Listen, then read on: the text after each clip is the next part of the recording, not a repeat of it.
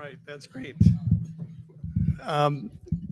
And we are so fortunate to have as a sponsor for this luncheon Bright Night, and we'll be hearing from them soon. And we have a moment that I would like to invite up one of our program managers who has worked on the energy side, and to give just a snapshot of a program that again, Jeff Morris started when he was president of Penwar, but it's called the Legislative Energy Horizon Institute. And Nate Weigel has been an amazing program manager helping direct this program. Nate, can you please come up and tell us about Lehigh? And I'm sure we have a number of... Yeah, we'll have them stand up here in a bit. But yeah, I'm here to talk to you about our Legislative Energy Horizon Institute. We have a great energy track lined up. So I'd encourage you to check that out. Bob, I'm going to call you up in a few minutes here. But Legislative Energy Horizon Institute is our energy education program for legislators on the entire North American generation, distribution, transmission system, really diving into the regulatory and the policy and financing landscape as well. And I guess what's really important is it came out of an action item of at the Penwar Summit, where our then Washington State Energy Chair, Jeff Morris, and then later Penwar President as well, recognized that as these energy issues become more and more complex, people are having to vote on them in his committee, and there really need to be a crash course of sorts on the entire energy system. So this was 15 years ago. We started this institute, Pacific Northwest focused. Since then, we've expanded to include, you see a lot of major partners there, national. So Penwar, National Conference of State Legislatures, University of Idaho, which is actually a certificate course. So it's a 60-hour credit program. And we make sure that our legislators are in their seats for 90% of that. No phones allowed. And the Government of Canada, National Governments Association, Pacific Northwest National Lab as well. So fantastic consortium of organizations that put this on. And since then, we've had 480 legislators graduate across the Northwest, or not just the Northwest, but US and Canada, including 48 US states, 5 Canadian provinces and territories, and then a number of US territories as well. In this class, we see an annual cohort of 40. And I know there's quite a few legislators in the room, including many on the Penwar Executive Board who have been through the program. Maybe I'll just have you stand up if you have been a graduate of the program.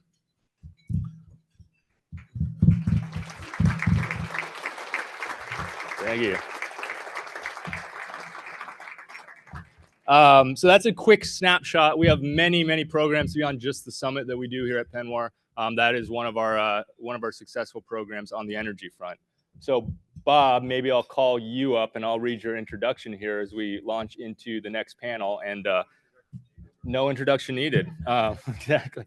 I know on the Hoove app, his bio probably takes up about 2 pages. So definitely check that out. But Bob is the retired CEO of Northwestern Energy, where he led major advancements in grid modernization and sustainability. He has held national leadership roles with the Edison Electric Institute and the American Gas Association. And he now serves as a venture partner at the Wesley Group, supporting clean energy innovation. And maybe most importantly, he's also a Lehigh faculty member. So Bob, I'll turn it over to you, and we'll have the rest of the panel make their way up as well. Thank you. To those of you who have been through Lehigh, thank you very much. The folks who are coming up to the panel are all part of the industry that truly is foundational to the rest of the economy. We talk about the first 5%, the first 10% of the economy, but think about it. The internet doesn't work, healthcare doesn't work, law enforcement doesn't work, airlines don't work if these folks aren't doing their job as your partners. And this industry is, because it is foundational, really heavily and uniquely regulated. So those of you involved in public policy who've made the commitment to Lehigh, thank you. We started the Lehigh program this year with actually a map just showing the states, provinces, and territories that were represented, and it truly covered the entire continent. That was remarkable. I've been a big fan of Penwar for years. I had the privilege during COVID, when Mike Cuff got to chair for 2 years, being his private sector co-chair, and I've really valued continuing to participate with Penwar since then. If you think about what we've talked about this morning, really, again, every part of it had to do with foundational questions about energy, about innovation. It's important to realize when Steve and Diana were having that conversation, there is no place in Penwar world that is not really touched deeply by innovation. And you have a choice, really, to be a loser or a winner. You have a choice to engage, take advantage of it, use the innovations that really have the potential to obliterate distance, and while you're doing that, fly Alaska within the region. Or you can really kind of ignore what's going on. All of you, and John Brendan did a wonderful job talking about this too this morning. We all have north-south relations across the border, probably almost as much as we have east-west relations on one side of the border or the other. It's been really, I think Penwar has proven its value yet again this year. And I think the ambassador really helped remind us of this, of affirming, strengthening those relationships at a time when some people do feel like they're under stress. All of you working together is just extraordinary. Matt, I have one question. Those awards were so timely and well-deserved. I have one question about the pig war. And there was actually, of course, one fatality, but my question is, who got the bacon?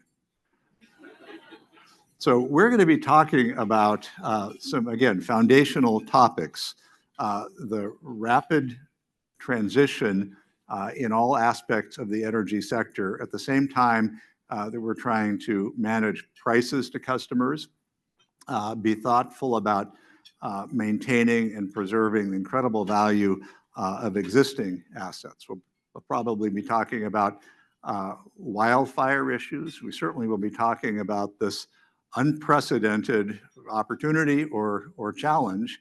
I prefer to think of it as an opportunity to see the energy sector grow in support of what is now potentially a very dramatically growing economy. To guide us through this, we've got some real tremendous talent here. I'd call them the A-team or Murderers Row if you're a baseball history fan. We've got Nicole Cavisto, President and CEO of MDU Resources Group. Josh Jacobs, Vice President of Clean Energy Strategy and Planning at Puget Sound Energy. And thank you for the hospitality. Don Lindell, CEO of Seattle City Light. Just parenthetically, I love substations, and you have one of the very coolest substations I've ever seen. It is fantastic. And Stefan Bird, who is the president of Bright Night. And I think that's Stefan, you were no stranger to this region in a number of key roles over the years. So the format here will be, I'll ask them each to say a little bit about their company and offer some general comments. And then we'll get into some more specific subjects. We will have some Q&A. Do use the app. That works fantastically. I think we will have one microphone out in the audience as well. And then unfortunately, you will have to share microphones. We are resource inadequate in that one area. Nicole, you've come the longest. Why don't you kick us off?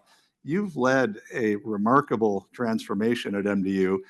Tell us what you did, why you did it, and what your focus is now. And do remind us what part of Penwar territory you serve, because it's a bunch. Yeah, absolutely. It's a pleasure to be here. Thanks for having me, and I look forward to this discussion here today, Bob. So as Bob mentioned, our organization, MDU Resources, is publicly traded. So we are an investor-owned utility today. The transformation that Bob is alluding to, though, is we previously had embarked on 2 spins. And so we had so much fun spinning one company public, we thought we would do it again and spin a second company public. So previous to where we are today, we had a construction platform and we had a regulated energy delivery platform. And in our construction platform, we had 2 businesses, Knife River and Everest. And those 2 now are publicly traded. So what was one publicly traded stock under the MDU ticker is now 3 publicly traded companies, and I'm very proud of what the team delivered there. Significant shareholder value was created. Essentially, why did we do it? I'm trying to sum up 3 years of very hard work into a 2-minute dissertation here, but it really was shareholder value. Our shareholders were looking for a streamlined story. So that gets to your question of who are we today? We have arrived at our strategic state, and we are a pure play energy delivery company. As we look at our business model, we have a utility that operates across 8 states, 4 of which have flags up here on this stage. So we do serve Washington, Oregon, Idaho, and Montana. And then we also serve North Dakota, South Dakota, Wyoming, and Minnesota. So we have an 8-state footprint, 1.2 million customers. We serve electric and gas across the 8 states, but only electric in 4. And then to top it all off, we also own a regulated pipeline that has North America's largest storage field, FERC regulated. So that's as fast as I can say it, Bob. Was that Well what you were done. looking for? Yes. Okay. Thank you. Don, Seattle City Light is one of the largest public power providers in the West. Your customers have very high expectations, and you're working very hard to meet those. Tell us about Seattle City Light and your priorities. Sure, thank you. And it's an honor to share the stage with these distinguished folks. So Seattle City Light is the 9th largest public utility in the nation and the largest in the Pacific Northwest. We have about 1 million customers. We're at about 1.5 billion in revenue. And we are the first large public power utility to hit 100% carbon neutrality, which happened for us back in 2005. Obviously, all that beautiful hydro helped. Go that quite a hydro, bit. yes. Yes, indeed. And now we face some interesting times. If you've heard of a utility issue, we have that issue. So we have to double our nameplate capacity in the next 9 years. We need to buy, of course, clean energy resources, as that's what our customers expect. We have over 300 miles of direct buried cable. And I will just say, 60 years ago, some sales guy made out like a bandit up here selling direct buried cable. Because normally you would bury your cable in conduit. Then you just attach the new cable to the old cable and you roll it on through. But that's not what we're doing. We got it direct buried, no conduit, and we're going to have to dig new trenches to replace that for about $2 billion over the next 12 years. We are partnering as much as we can for new transmission projects. We're going to need transmission to bring in that new nameplate capacity. And of course, that nameplate capacity can come in the form of solar, wind. Batteries are not generation, but batteries can help a little bit. And especially on that first day of an event, we would take any hydro or geothermal that we can find. And we are also looking hard at small modular reactors because we need, again, that base load resource to be able to hit those long cold spells that we get in the winter. Which brings me to weather. And last year we had a bomb cyclone that lasted, well, we were out 6 days. Neighboring utilities were out 2 weeks and 3 weeks. So very challenging weather. As you all know, the storms are getting broader, stronger, and longer. And we face that. We also are about 15 years behind in our technology. As a recovering chief information officer, I was surprised when I walked in the door and stepped back almost into the last century in terms of technology. So we've got a lot of opportunity there. And along with that comes our workforce. Definitely not least, though I'm mentioning them last. And we've got a lot of upgrading and training to do in our workforce to ready them for the challenges that we face. Josh, fortunately, you don't have any challenges like that you're having to deal with, but you are among the utility community. Puget has always been particularly forward-looking. Tell us about your areas of focus at Puget and some of the challenges that you're facing. Yeah, Bob, it's pretty boring days at the utility right now, so I appreciate you calling that out. But just to set the stage, Puget Sound Energy, integrated gas and electric utility, about 1.2 million electric customers, about 900,000 gas customers, and our service territory is predominantly Western Washington. So the border all the way down to a little bit past Olympia. We have some load on the other side of the Cascades but primarily Western Washington. And one thing to note, similar to MDU's footprint, our service territories don't exactly overlay. So we have some electric providers in our gas territory, and that becomes an interesting challenge when we think about how we plan for the utility. We might talk about that a little bit later. But a couple of the priorities that we're focused on at Puget, first of all, it starts with the customer and how do we balance safety, reliability, affordability, and those have kind of been the three primary pillars of a utility for decades. And now it's carbon reduction. So how do you achieve all of those? How do you balance all three of those while decarbonizing your systems? Starts with safety though, and for us, that's really a focus on wildfire risk, right? You don't have to look too far to Maui, to everything in California, closer to home here in Washington and Oregon, to know that we have some really challenging climate issues that are confronting us. And so as we think about how to provide a safe system for our customers, and I'm not the wildfire guy, but as an outside executive looking into all the work that's happening within the company, to me, it really comes down to three things.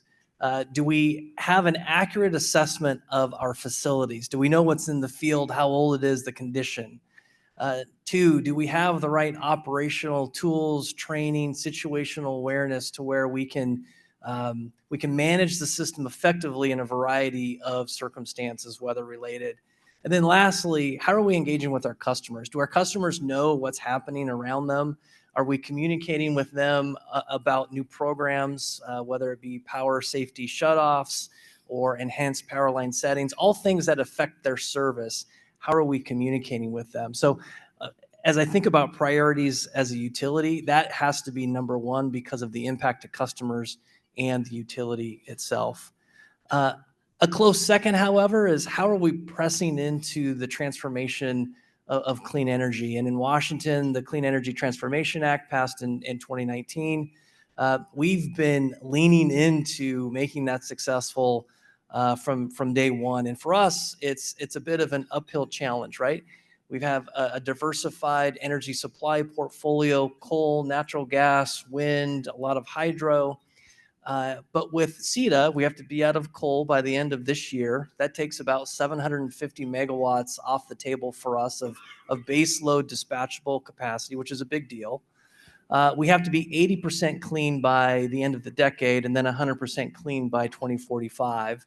And for us, a lot of investment in resources. So running solicitations, resource acquisitions, looking at wind, solar, batteries. But we also know that we need a little bit more than what batteries can provide here in the Pacific Northwest because we predominantly rely on wind and wind renewables as the next best alternative.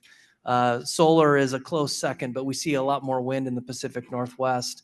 And 4-hour batteries are certainly a part of how we're going to stitch the system together. But we need a little bit more. We'll probably talk about that and what we're doing down the road, but really focusing on keeping the system safe with wildfire, focusing on how do we decarbonize our energy systems with new resources. So a lot of focus in the utility on that. I know enough about the way Puget operates and actually all of your companies that those are really all hands on deck issues. The amount of coordination within a company to take on anything major, whether it's outage recovery, a new initiative, infrastructure investment, everybody's working on it. That's exciting. Stefan, as I mentioned, you're you have been for many years a respected leader in the Pacific Northwest energy community. Now you're in really an exciting new role. Tell us about Bright Night. You're a project developer, obviously. You're an AI company. And you're a partner to both utilities and large customers. So what makes Bright Night different, and what are you working on now? And tell us about your potential impact and role in the Penwar region. Yeah, thank you, Bob. And we're so proud to be a sponsor of Penwar and the important conference and relationships across this region. And as Bob noted, I've been in this region now about 20 years, and a good chunk of that was at another utility that served the 3 states down the coast, and just grew to love this area. And when a guy like me retires being a CEO utility, I'm supposed to go join a board or something, but I just couldn't stand it. There's just so much opportunity, and important things to be doing now, and particularly in this region. And so an opportunity arose for me to join Bright Night. And I'm guessing a lot of you haven't heard of Bright Night. And who is this company? And as Bob noted, we're an independent power developer. We're multiple technologies that we deploy. We've got about 30 some gigawatts of projects around the United States, and about a third of that, or 10 gigawatts, is in the Pacific Northwest. So talk about leaning in. This is a super important region for Bright Night. We have batteries, we have solar, we have natural gas. We look at pretty much any technology that will meet our customers' needs. And I think that's something that's a bit unique for us is, we're not wedded to one technology. We're going to solve whatever that load dynamic is for our customers, who often are the utilities. So, the folks on this panel are our customers that we want to collaborate with. The folks behind their meters often are those big data centers, that are, imposing a huge new demand on the grid. And I think the last panel spoke to that very well. And I guess you could think of Bright Night as we're the projects and people, company, to answer that. We're really not about politics and policy. We're going to respond to what the region desires in that respect. But we're well positioned. The company that I joined started just 6 years ago. So we're a new company. It's funded by BlackRock and Goldman Sachs, Global Infrastructure Partners, some pretty significant top tier investors. And the reason they leaned in here in part is because they could see that opportunity to invest in a region like the Pacific Northwest. Same reason why I joined the company and why I'm thrilled to be a part of it. And you'll be hearing a lot more about us in the near future, I'm sure. Great.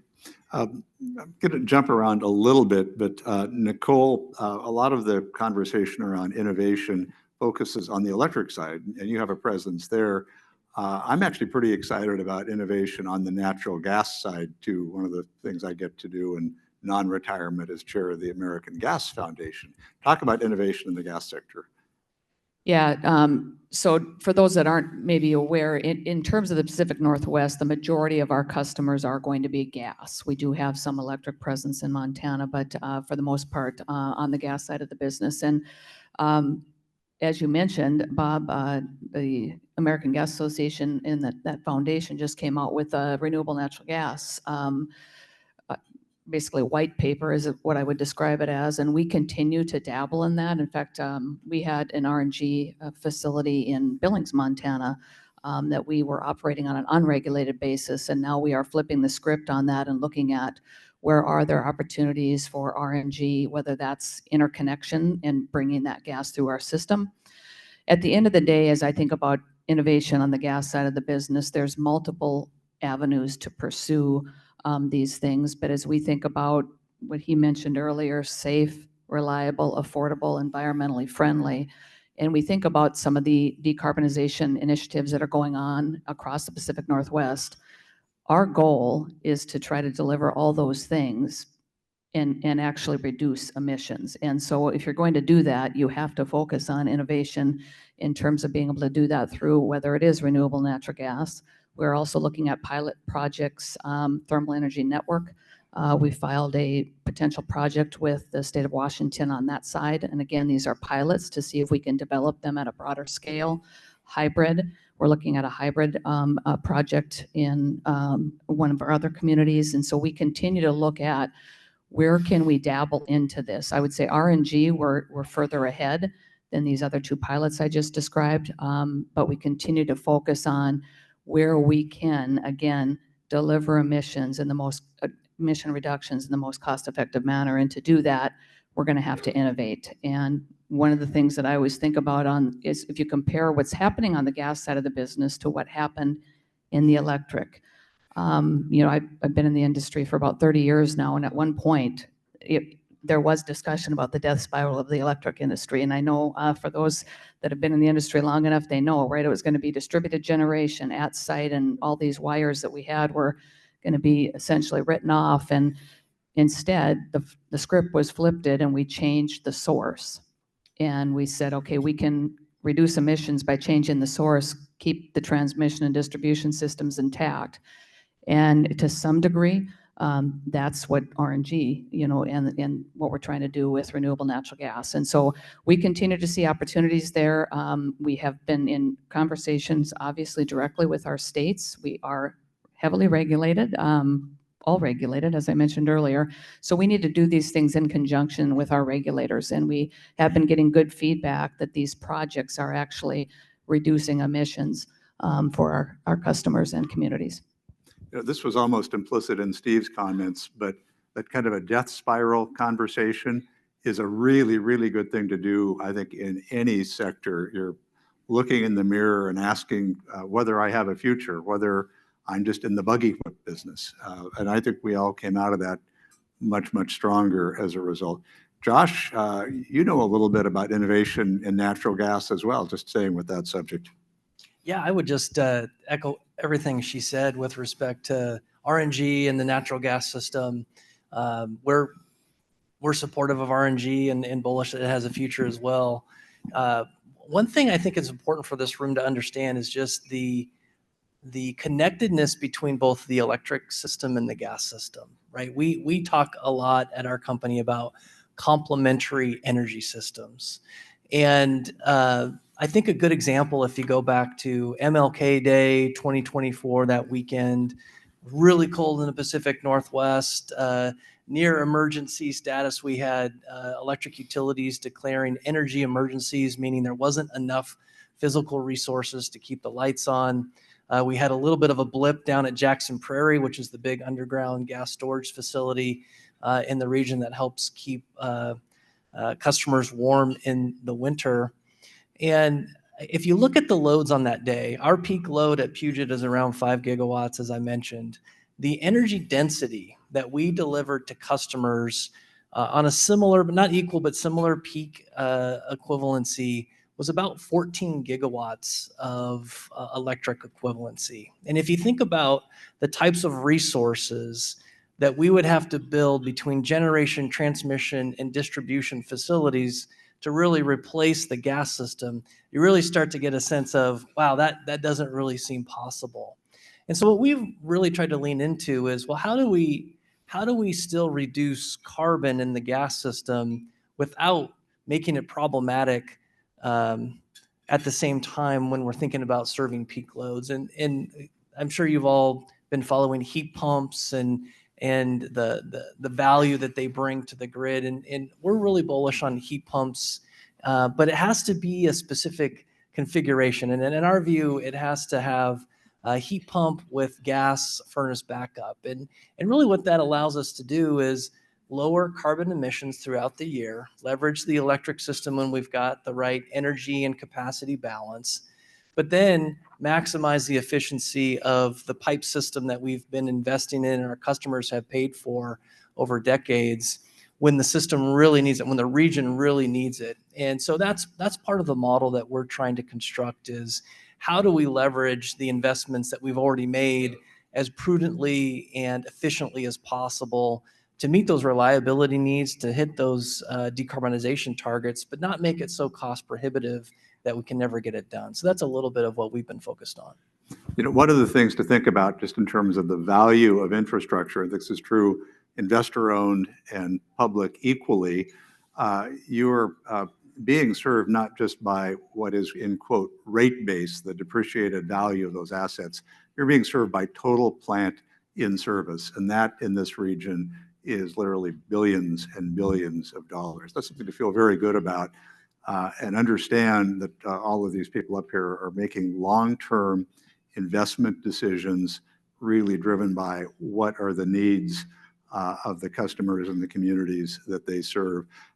This is a good time to bring up the slide, the infomercial slide.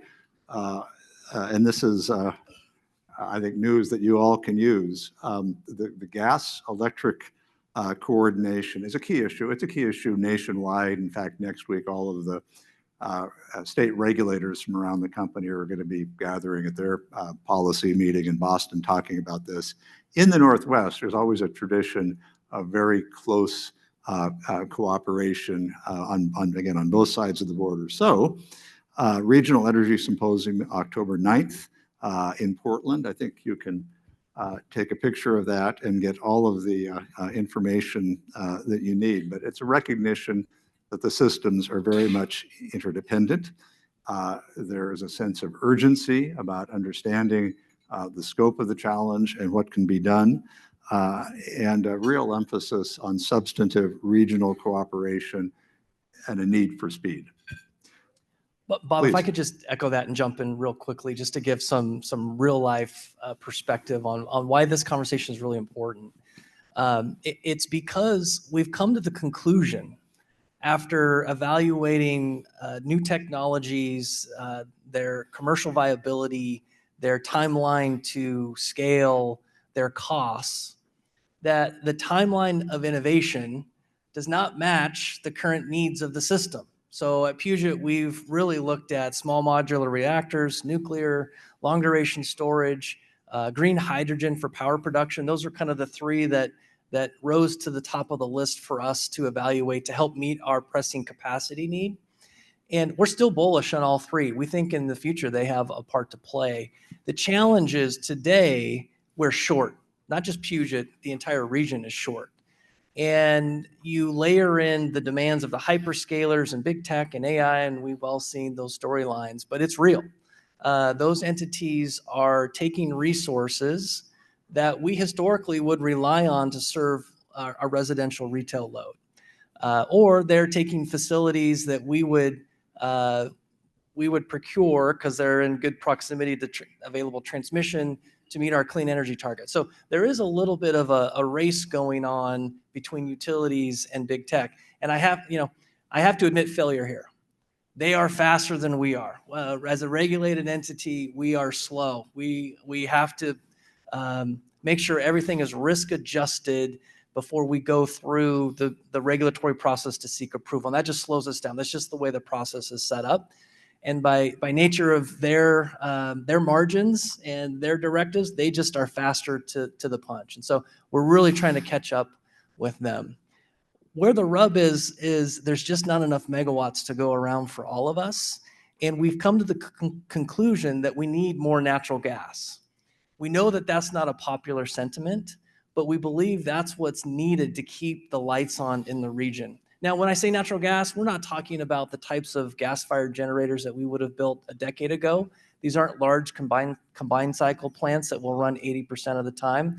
We believe peaking plants, wind followers, solar followers that can be there to backstop reliability, can be there on the coldest days and the hottest days to ensure that we can integrate renewables and we can keep the lights on affordably for our customers. So this conversation is really important because in order to make that work, we need more gas pipelines. So Williams and the Northwest Pipe folks, they're setting records year over year with the throughput of natural gas in the region here. And there is no surplus gas available, gas pipeline to buy. And so in order to bring on the right gas-fired peaking plants, we need the right supply infrastructure to make that work. And so this is a conversation to try and bring some awareness to the challenge that we have to make that a reality. Thank you. I'd love to have all of you jump in on this because you're all deep in the middle of it. Yeah, I mean, all these softball kind of presentations, just, for us, I think that's exactly where we come in. I think of my life at a utility, you mentioned IRP, that's a 2-year cycle, I think, for most utilities, and lots of stakeholder input and then review. Then you issue a request for proposals, you get that blessed by the commission, then it goes to market, you get your bids back, and then you ultimately contract, and then you have that set of contracted assets constructed. So that's a multi-year process. And if you're talking about, let's say, small modular nuclear, you're 15 plus years out. If you're talking natural gas, that's probably 6-7 years out. And what can you do to solve a 2030 problem? When you talk about 5 gigawatts of growth in just this region alone in that time horizon, you don't have time to wait for all those things to happen. And that's where we can run, our models. One of the unique things about Bright Night as well is really founded with an AI model built in. And so the sites that we optimize We don't have to solve for wildfire and all these complications and go through big 2-year stakeholder processes. We run our IRP within a few days, specific to what one customer needs. We can optimize for the lowest cost of energy, the lowest emissions, the highest reliability, what blend of that is needed, and do that on an extreme rapid pace with models that have been developed that was part of the DNA of the company. And so we can show up in response to our utility customer needs or a data center client. And we're also involved in the transmission space, and we can connect. And as I see a question here, like, how can we respond to this enormous demand on the time frame that's desired? And what about behind the meter? How are you going to connect, those folks? We can actually bring projects to bear that not only solve that data center customer's need, but can be in a position to support the grid. And so you heard a lot about the capacity shortfall, those extreme weather days when what's going to be there to provide that reliability. That's what we really need. The grid is otherwise, in many cases, flush with energy a good chunk of the year, but how do we leverage that grid differently? And that's where a battery, is an amazing resource that can come in a very short-term operation and keep the lights on. And again, without getting too geeked out on you, I'm an engineer, so I love this stuff, but the grid's running very differently. North-south flows between California and the Northwest and Canada into this region. Radically different world, what's happening behind the scenes and what it looked like for most of the last many decades. And so it's this new technology that we can now leverage, the new markets that we've been putting in place in the last few years that I had a good opportunity to be a part of. All that combined is making it possible. I mean, we have the technology to solve this, but we now have to move much faster than what our regulatory system has generally allowed us to do, in the last, many decades. But the good news is we're positioned to go. We have projects that are ready to go and can respond to our customers' needs and integrate very effectively, but it's going to need to be staged. We need to respond with the technologies that are available today that can bridge to that future that I think is very promising, and put those assets in play as well. But let's not lose the opportunity over this very short time horizon to really put assets in place that can achieve all those good things. Don, I'd love to have you jump in too. Sure, thank you. So I'm an all of the above person. One of the things sitting in this seat I was at Burbank Water and Power before this, and before that I was in Colorado. So sitting in WAPA, and then before that in Colorado Springs. What we're facing with the resource adequacy issue, and frankly, the lack of generation, lack of transmission, is a problem that requires a 10 to 20 year outlook, as well as a short-term focus. And we cannot be swiftly moving left, right, left, right, left, right with each election. We have got to find a purple path that is going to enable us to stay on course. It takes us a long time to build stuff. The shortest time mentioned was 6 years, 15 years. Idaho Power's been trying to build transmission for 19 years, and they've yet been able to put a shovel in the ground. And that's the timeline right now. We have to shorten this up, and we have to get on track and stay on track. Now, certainly for me in the seat that I sit in, serving Seattle and 7 surrounding communities, we are looking at those clean resources, non-emitting resources. Certainly, I hope we can build small modular reactors in less than 15 years. I'm betting on 9. And we'll see. We'll see if we can. As we talk about those with the public, from my seat, sometimes I get a reaction that says, we don't want nuclear. We fought that off with whoops. This isn't the same nuclear.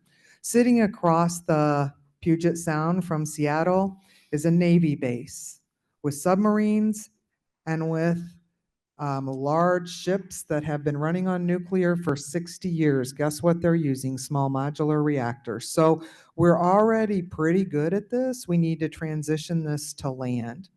10% safety zone in comparison to old nuclear. This means we can build right on site of the old nuclear and of old coal where there's already transmission built so that we can move that power. The refinement of nuclear continues to improve. Yesterday's waste nuclear becomes tomorrow's fuel. Yes, it is going to cost, but have you costed out solar or wind recently?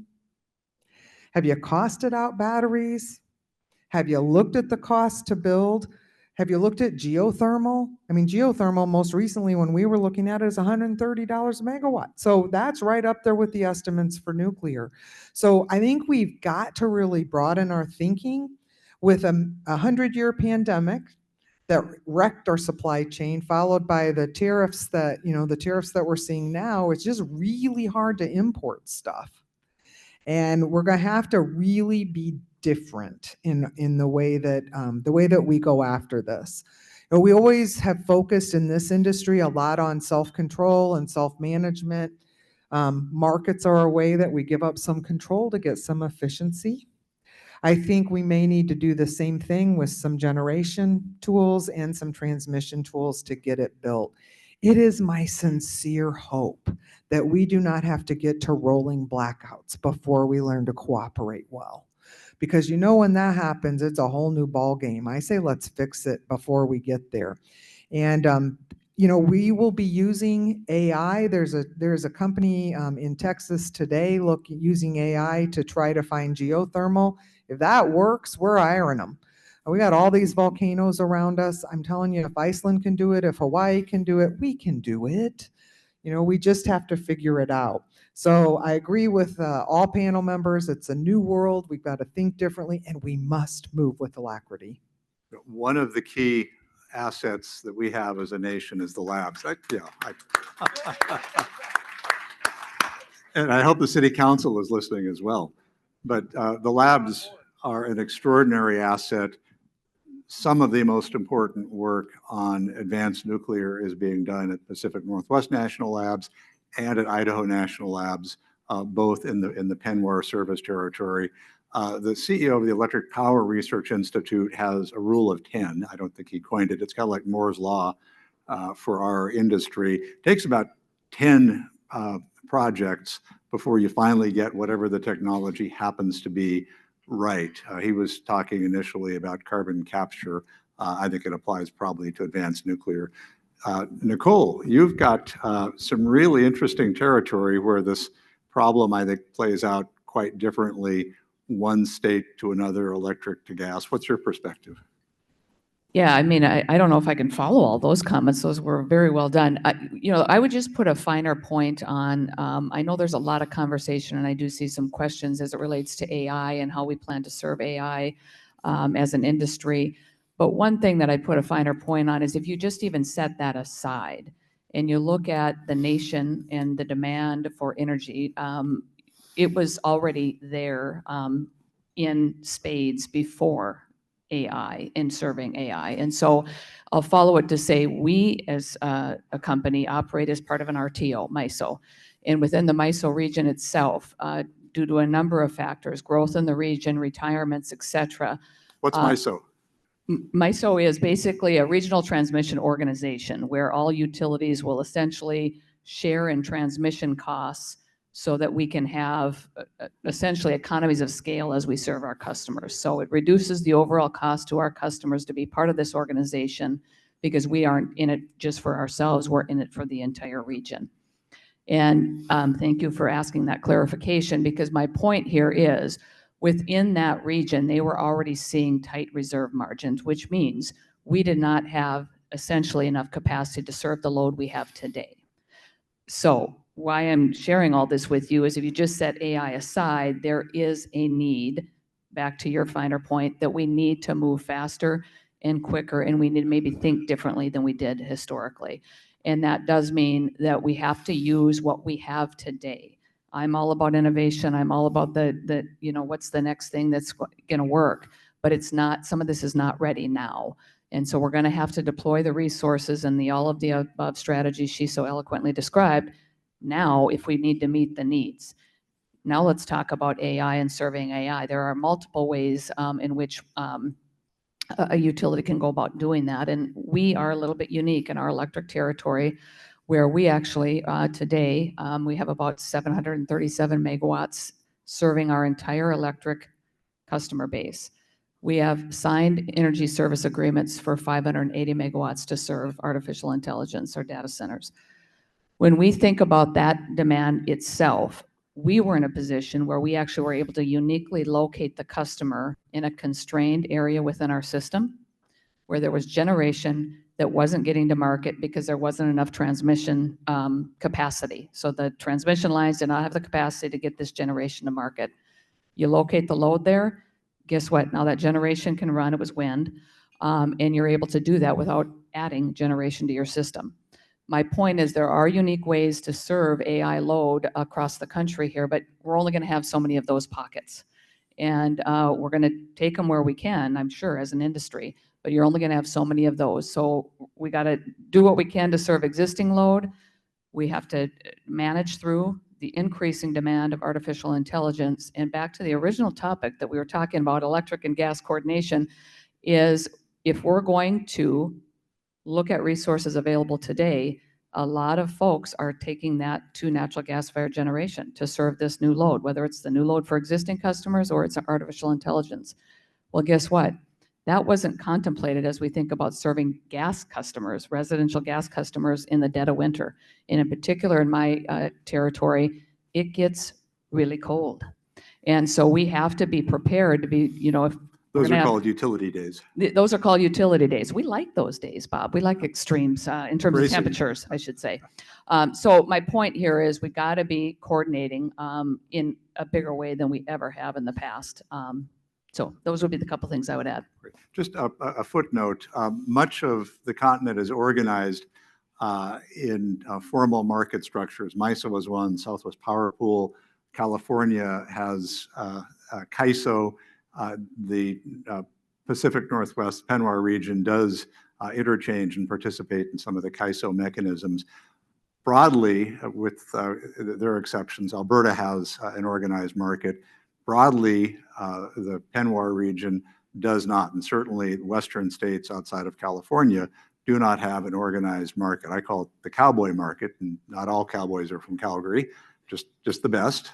Some are from Montana and the Dakotas too, and Eastern Washington.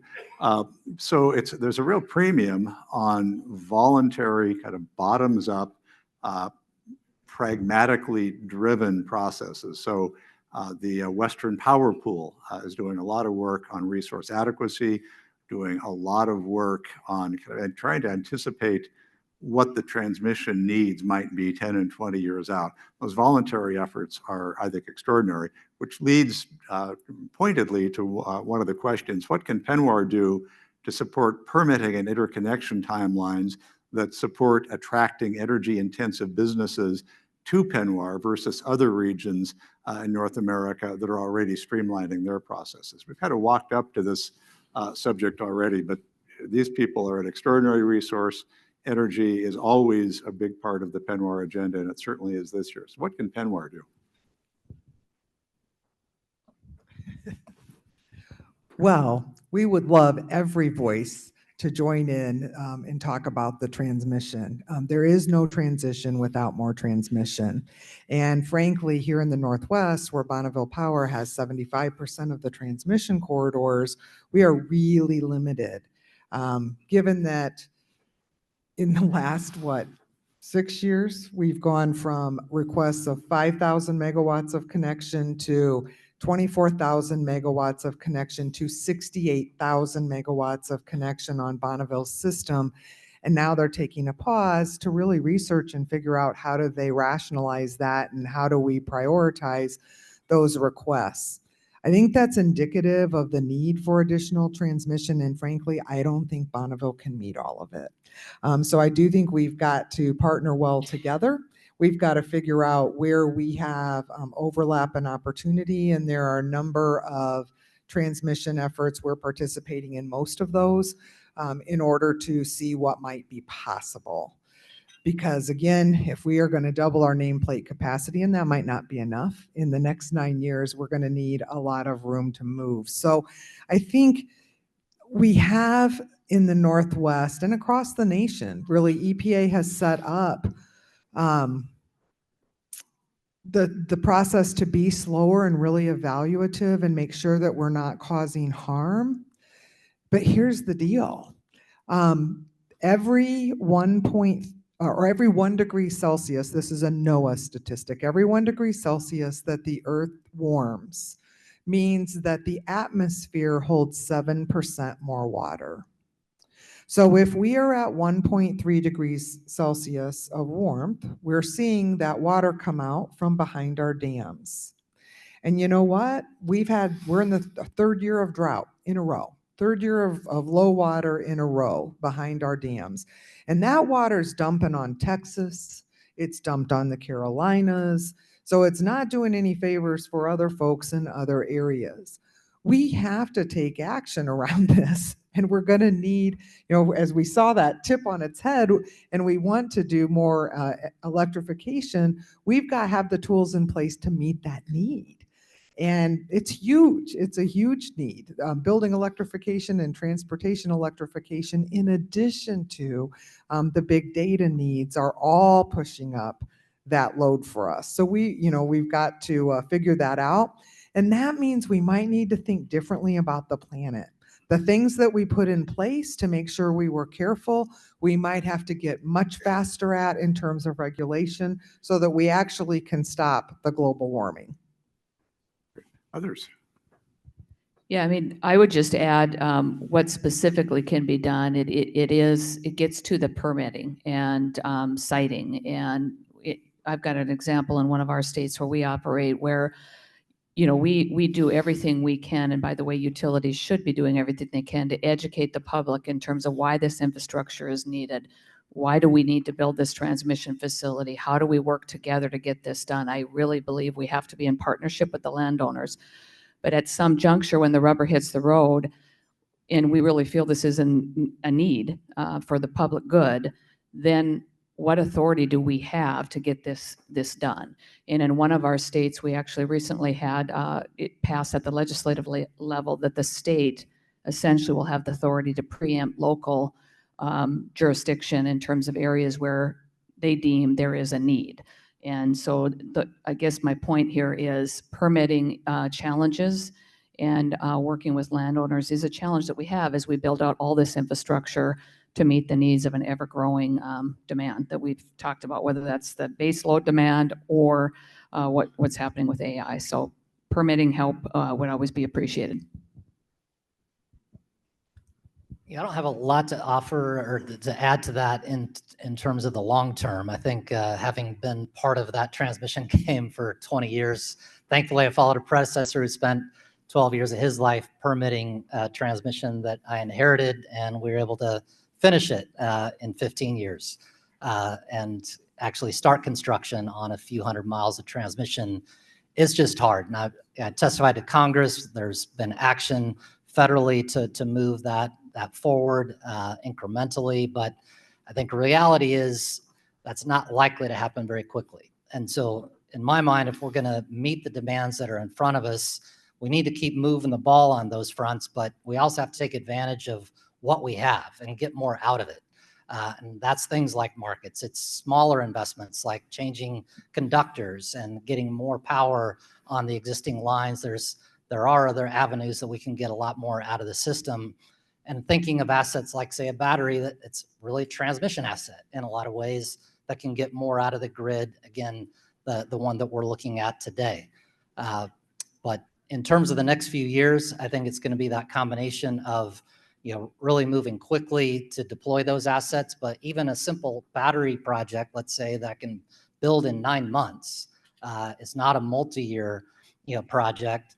If I've got to get an interconnection approval from Bonneville, our friendly federal administration, great people there, but if they're short-staffed and they're trying to figure out how to treat everyone fairly, what tends to happen is they just get stuck and nothing happens.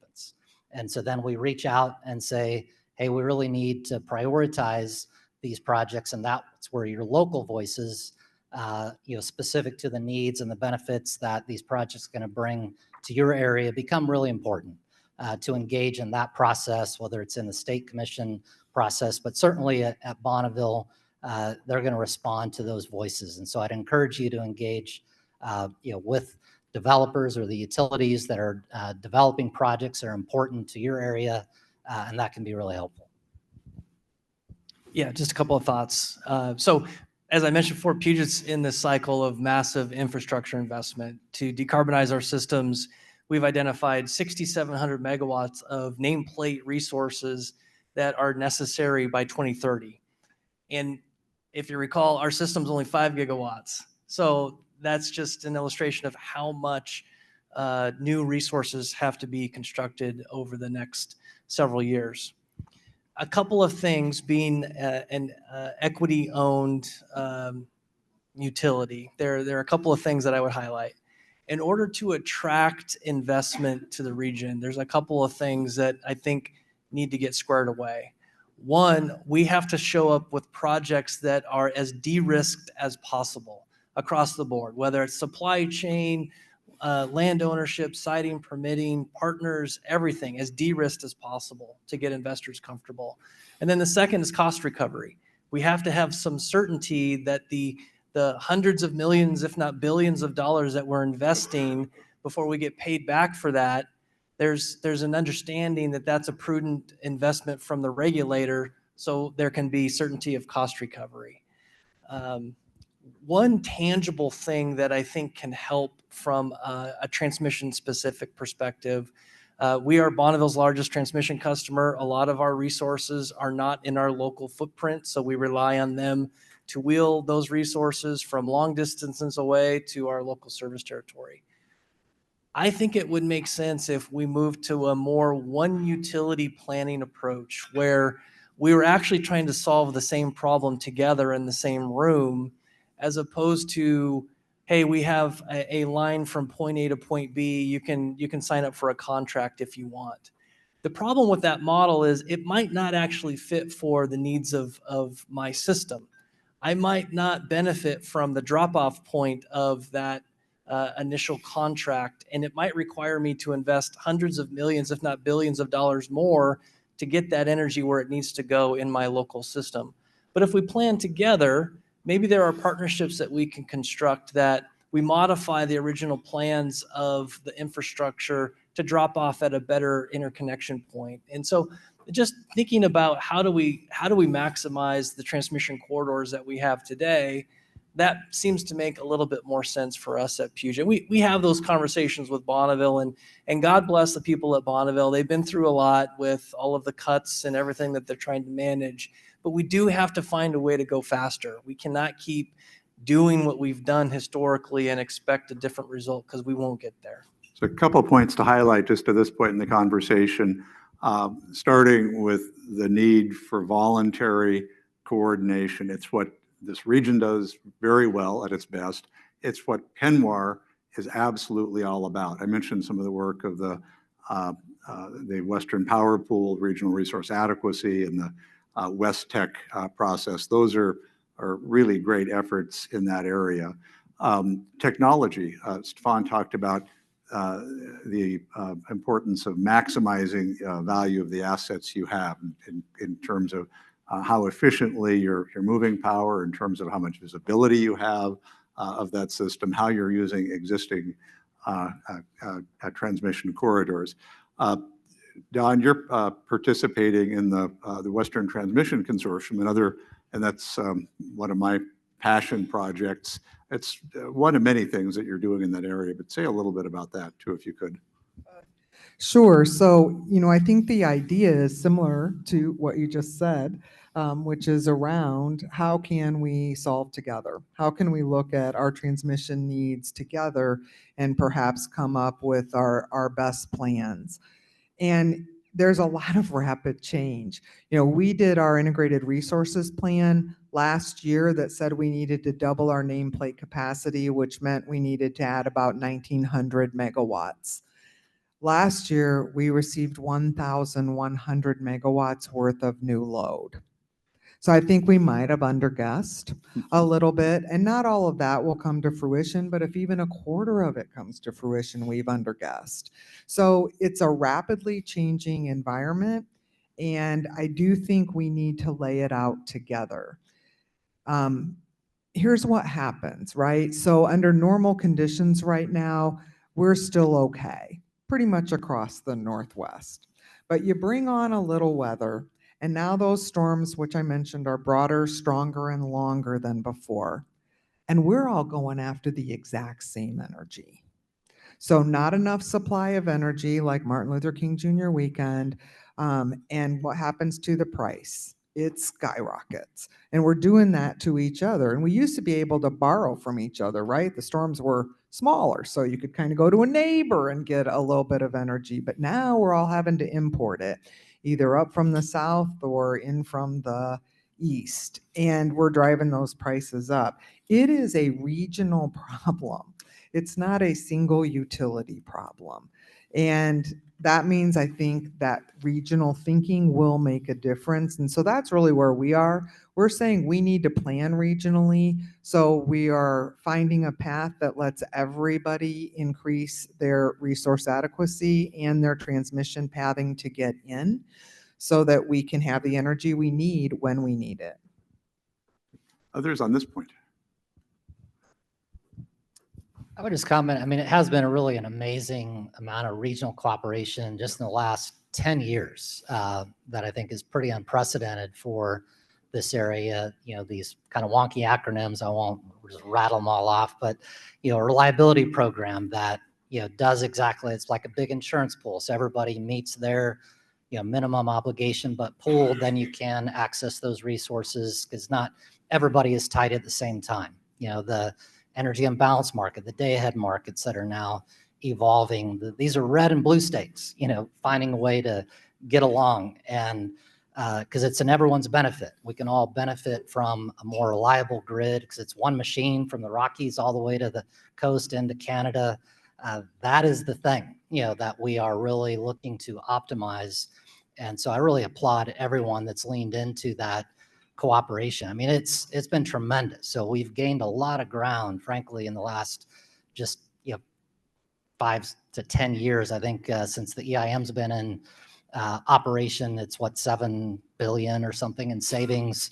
And you never see moments that it's the energy imbalance market. That's that CAISO thing that most of the West is now in this imbalance market that we trade energy around the clock in a 5-minute time scale using AI.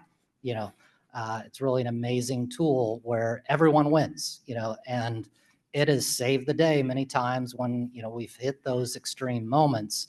But for that to work, every individual player has to, meet their obligation. And so we're supplying certain, entities with new resources that those are necessary for them to meet their minimum obligations so that the whole pool benefits. And it's important that those resources are brought online on a timely basis, which comes back to, can you interconnect?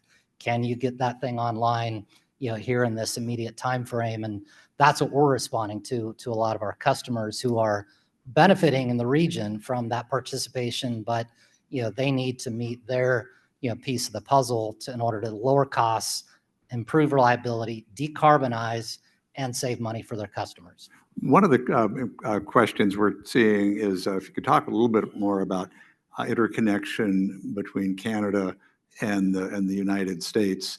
Just parenthetically, we weren't able to get a Canadian participant in this discussion. Everyone had conflicts. If you were at Whistler last year, we had an extraordinary conversation led off by BC Hydro.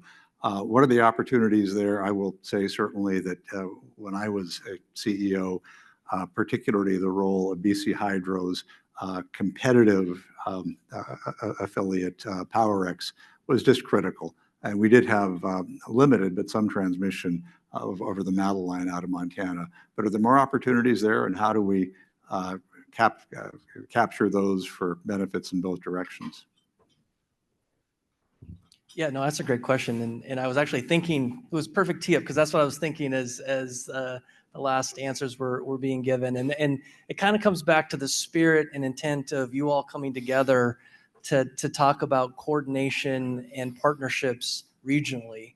And we no doubt experience that in the utility world between what we do here in the States and the folks north of the border. We have a great relationship with folks on the electric side, folks on the gas side. You know, probably on a cold day, I'd say probably 80% of the gas that is serving our customers is either coming from Canada on that day or has been stored in the ground from Canada over the summer. And so just like massive infrastructure that connects our two economies together. And on the power side, the relationship that we have with BC Hydro and PowerX is critical. The Northern Intertie, which is a 500 kV transmission line that runs kind of up and down the I-5 corridor. Bonneville operates it, Puget owns a share of it, and that is critical infrastructure that we use to balance our grid. And the load diversity that we see between the regions, the resource diversity that we see between the regions, it's critical for how we balance loads and resources on a moment-to-moment basis. And we should be finding ways to build more infrastructure between our economies instead of trying to squeak out as much as we can on old infrastructure that we have today. And so that's my hope, is that we can find new projects to continue to stitch the North and South together. I think that there are opportunities to do that. One really big thing that we're excited about, and I know there's probably different viewpoints on the panel here, but markets are evolving in the region, and Puget announced a couple of months ago on the heels of Bonneville making a decision to join Markets Plus, which is an SPP product. PowerX, BC Hydro is a part of that. Bonneville is a part of that. And so we see that as an opportunity to further knit our supply side resources together in a way that makes sense for driving more efficiency and economy for our customers and the resources that they've paid for. Great. One of the questions we haven't touched on yet is the ongoing role for energy efficiency through utility programs, codes and standards, third-party programs. It's an area where really the Northwest pioneered going back to 1980, a very positive part of the legacy of WHOOPS, I would say.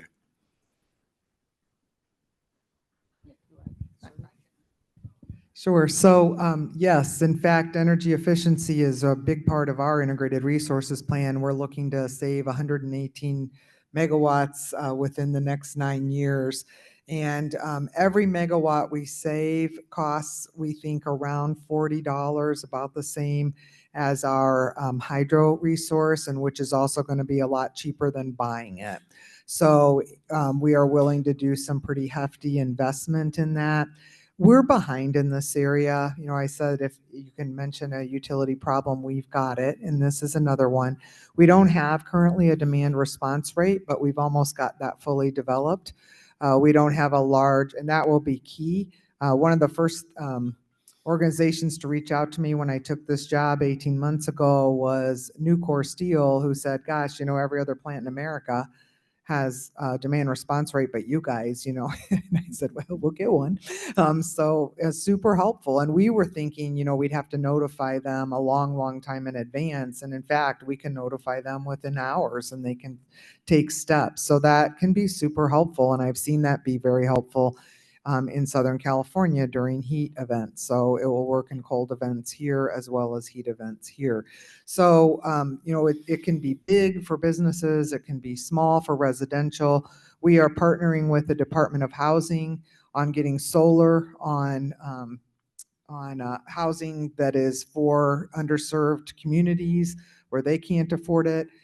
Interestingly enough, our legislators were really struggling with a belief that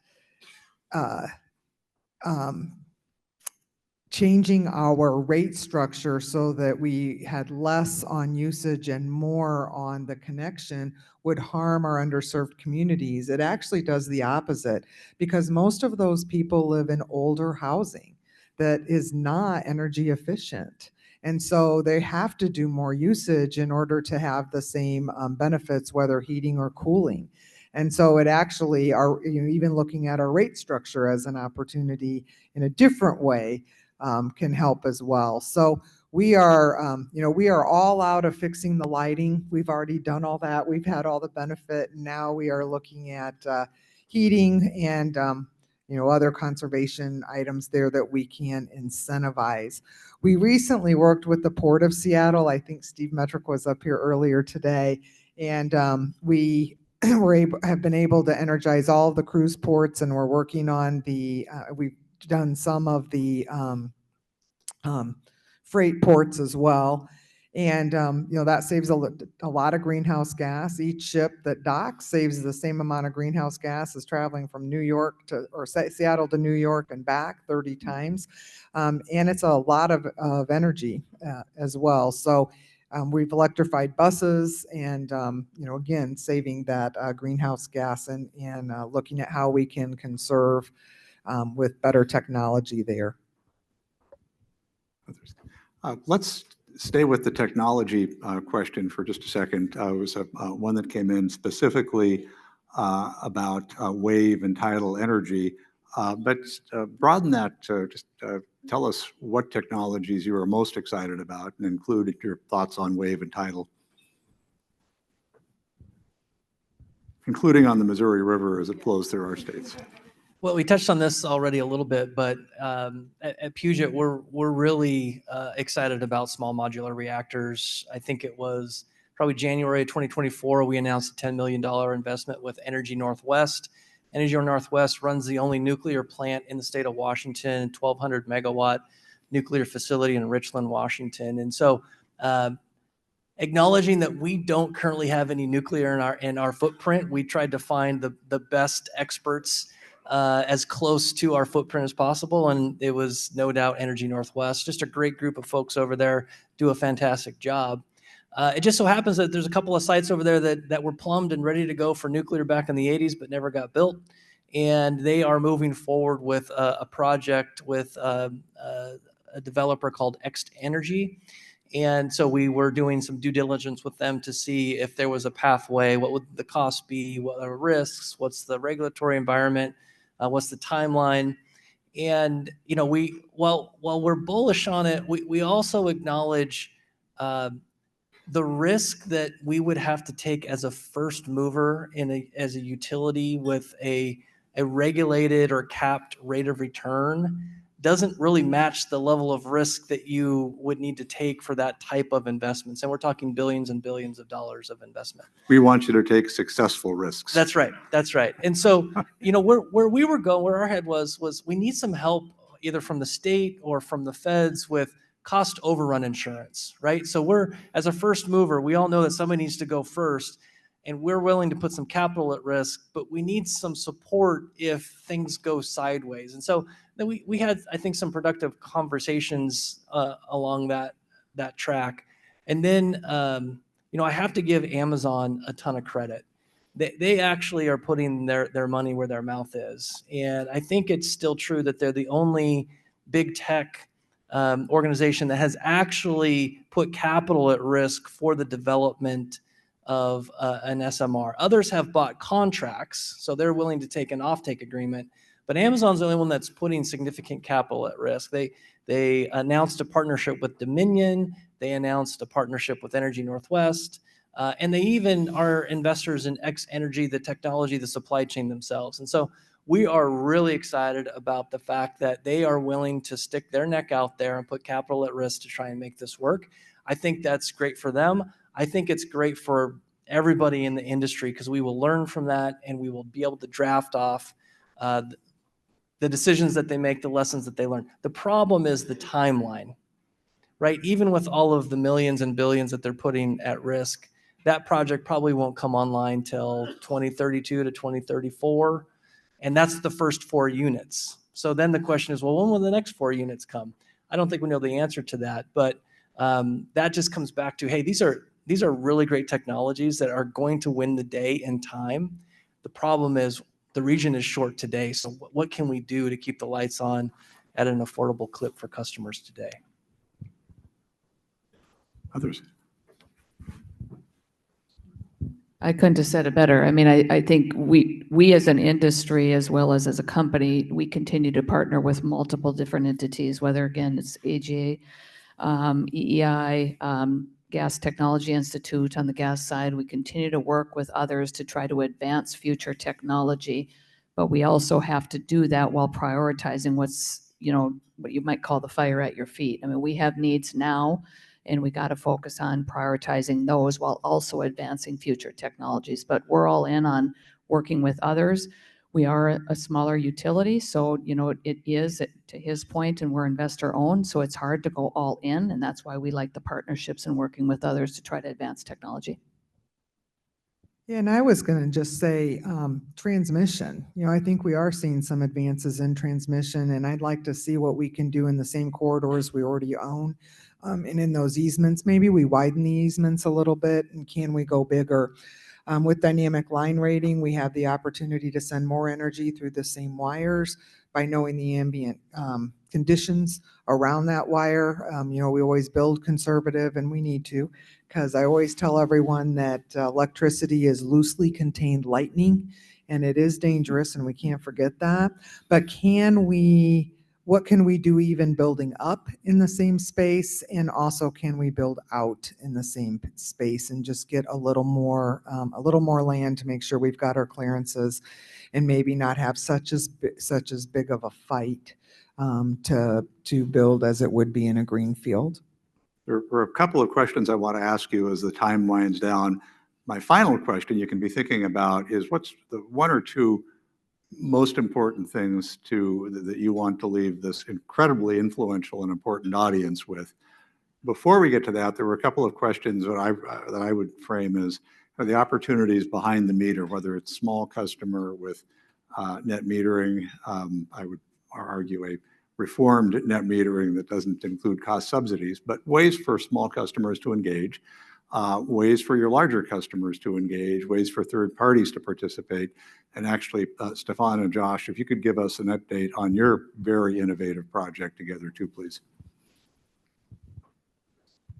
Oh, sure. So I mentioned that we're the amount of nameplate capacity that we're looking for at Puget, and that's really on our trajectory to decarbonize our system, right? So when CETA set out, we were about a 43% clean portfolio. Last year, I think we landed in the mid 50s, and we're targeting 60% by the end of this year. That's going to be a challenge with a lower hydro year. But a part of that portfolio mix is really a significant investment in 4-hour batteries. So the best technology. We're targeting somewhere between 1,000 to 1,400 megawatts of 4-hour batteries by the end of the decade. And so we run solicitations for new resources, and Bright Night was a successful bidder in our last solicitation. So we have a project in the works with them right now for a 200 megawatt 4-hour megawatt hour battery in Pierce County, Washington, which is just a little bit south of here. And so we're really excited. We have a couple of smaller, maybe 2 megawatt batteries. So we've got a little bit of a sense of how they operate, but this will be the first large scale 4-hour battery on our system. We'll really see a lot of value to how we manage the moment to moment changes in our system, how we can store excess or surplus wind and solar, and really shift that to periods of the day that our customers have higher demand. So that's a big part of our portfolio moving forward, and we're excited about the partnership. Yeah, obviously we are too. And I mean, I think back to, again, my short time at a utility, and we were able to add 2 gigawatts worth of data center load in Oregon and Utah, really leveraging the system we had, because we had a lot of flexibility in that system. And that was 100% renewable. So we added wind in Wyoming and Montana, solar in Oregon and southern Utah, and integrated all that in a really flexible system and could satisfy that need. Well, that world doesn't exist anymore, because the grid has just become that much tighter. We've filled it. There's still a lot of space in that grid that's not utilized, but a battery enables us to get more capacity out of that grid. In general, the grid as a whole maybe is utilized 50% of the time, and so if we can bump that up, at 80%, we're getting a lot more use out of the grid. And when you put a battery in a localized area, you're really benefiting the grid in a lot of unique double E ways, electrical engineering ways that, I'm a dumb mechanical engineer, but trust me, it's really important that you have mechanical frequency. engineers can do anything. Yeah, we get a little above ourselves sometimes, but you know, the automation that's now also possible within, you know, what, you know, my colleagues run in their utilities has really changed things radically as well. And so that's improving reliability. It's enabling things like, you know, energy efficiency, demand response. And we went from a program, this works in a really hot area of a system. Thankfully, you know, up here, I don't even know if you have air conditioners. It's so lovely, you know, here in Seattle.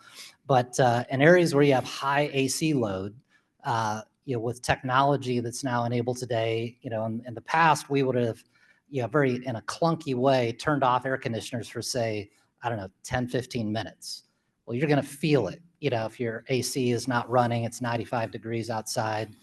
Now we can automate several 100,000 air conditioners for a few seconds.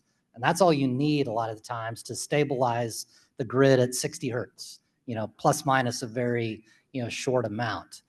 That wasn't possible, you know, 10 years ago. But now sensors and this automation is so low cost, we're able to, you know, do things today, you know, with the grid as a whole, that a lot of small things add up to something, you know, pretty significant. And so as we work with our customers, enable them to be able to respond flexibly, you know, where it's not going to impact them, but they can help support the grid. I think that's a very exciting, you know, future as we're moving along. And a battery is one of those technologies where, you know, we have a lot of customers that are seeing that 4-hour demand. And so we can shift, you know, in a simple terms, when the sun's shining, say from 9 to 3, you store that energy and then you discharge it, you know, in the evening when that AC load kicks in. You know, that's one way to use it, but you can also swing in, you know, intermittent needs as well, you know, throughout the day. But we're now starting to see longer duration needs. You know, that may not hit Puget Sound Energy yet today, but, you know, for some of our customers in other areas, that's some of the new technology that we're also engaged in. What's a longer duration capability? And I think we're going to start to see technologies advance in that space very soon as well. Other quick thoughts on this? I guess what I would say, you're kind of coming full circle again, back to the conversation with Diana and Steve about the role of technology in making an existing system work much more efficiently, getting more value out of it, improving reliability, visibility, and I think, Josh, as you mentioned, also communicating with your customers about what on earth you're doing and why you're doing it. Another interesting question, I'm just going to highlight this because it's important. I don't think we have time to get into it. We've gone from the death spiral conversation to a conversation about how you, as you're doing your planning, prioritize connecting. The example was an EV charging station or some other potentially higher social value customer, or as we say, load. But that's a very different problem. And it goes back again to this question, how rapidly can your planning function internally and the public processes that you have to work through, how rapidly can those execute? Also really good questions about workforce. Actually, Don, I'd wanted to ask you about the change from being the IT lead to being the boss. And suddenly all those IT folks probably felt very seen. And there are challenges around renewing the workforce, how change management and project management fit together. Just a whole lot that we'll talk about in the next hour. But for right now, what I'd love to have you do as we do wrap up here is just give the Penwar team here your thoughts on the things you think they need to know as they do their important work. Don? Thank you. So I would say believe in us. Believe in us. You know, don't be afraid to call together a group of leaders from various utilities in your surroundings. Let's not be afraid to have the conversation. We don't have to agree on everything. We really don't. It's okay. That diversity of thought and diversity of perspective has been shown over and over and over to be driving the best possible outcomes. So let's just come together and do that joint planning. Let's think about that 10-year horizon and the 20-year horizon, as well as the short-term horizon, and see what we can accomplish together. When we speak with one voice, we are beyond powerful. And that's what we've got to be to meet the challenges. Yeah, I would probably echo what you said and just say that you know, it is really a privilege to serve our customers. And although we've spent a lot of this time talking about the challenges of the future here and what's ahead, we have a lot of opportunity here, just what you said, to work together to solve this equation. And then I think as we path our way to the future, I would just ask that as we think about this, that you keep in mind that we are trying to do everything we can to balance the safe, reliable, affordable, environmentally friendly. And I know sometimes people say, well, you sacrifice this to do this. Every day we wake up, our 2,000 employees across our company are trying to figure this out. We're trying to balance all those things together at once. But it is going to take all of us to face the challenges ahead and to serve the needs of our customers. But I would leave you with, we can do this together. And I firmly believe that. Yeah, I echo that. I mean, it's the most exciting time in my 30-some years in this sector. And yeah, I think you've heard from messages from many other panelists throughout today, and I'm sure those that will follow. To win the AI race, we've got to win the power race. And, you know, it can be done. You know, the future is very bright, and we should all be committed to making it brighter. Thank you. Yeah, I would just come back to something I said earlier, and that's just the spirit of what this meeting is about, right? In the coordination and the partnerships across regions, and through that, my ask would be that we find ways to simplify the process. Because I think if we can stay consistent with the target, the objectives, the rules, the requirements, the regulations, it makes it easier for capital to be attracted to the region. And so I think that would be my ask to you all, is help us simplify the process, help us stay the course. And we're on the precipice of needing to make some probably unpopular and difficult decisions. And it'll take courageous leadership, some from folks in this room, to help us be successful there. So that'd be my ask.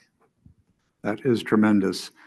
So what you've seen here is 4 people, regardless of the kind of organization they work for, who are deeply dedicated public servants. And I guarantee you that everyone on their team, whether they think of themselves in that way or not, when they're responding to a storm, an outage, working hard to get service to a new customer, they are just doing the most fundamental public service and supporting everything that you do. So I know that as you think about Penwar priorities for the coming years, there'll be an awful lot here that you can work with. So please join me in thanking these 4 dedicated public servants.